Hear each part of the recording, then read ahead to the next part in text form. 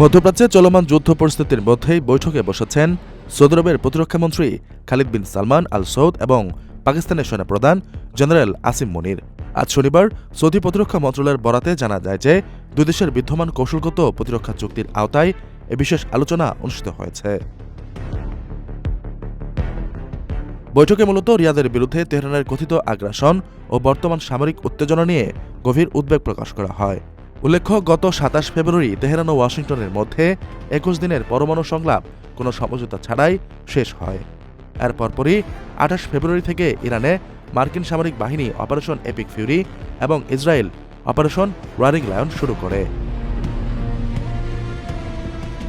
এর জবাবে ইরান ও মধ্যপ্রাচ্যের মার্কিন ঘাঁটি ও ইসরায়েলে ব্যাপক ড্রোন ও ক্ষেপণাস্ত্র হামলা চালাচ্ছে।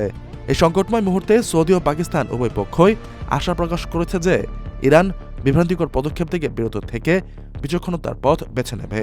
আল জাজিরার তথ্যমতে এই যুদ্ধে ইরানকে গোয়েন্দা সহায়তা দিচ্ছে রাশিয়া, যা পুরো অঞ্চলের নিরাপত্তাকে এক জটিল সমীকরণের মুখে ঠেলে দিয়েছে।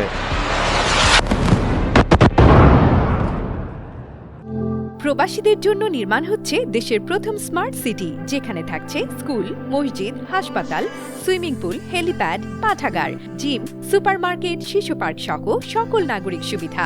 মাত্র ৩০ লাখ টাকা বিনিয়োগে মিলছে আকর্ষণীয় ফ্ল্যাট। প্লাটিনাম ইনভেস্টরদের জন্য ঢাকা বিমানবন্দরে ভিআইপি প্রোটোকল সুবিধা। বিস্তারিত জানতে যোগাযোগ করুন স্ক্রিনে দেয়া হোয়াটসঅ্যাপ অথবা ইমো নাম্বারে।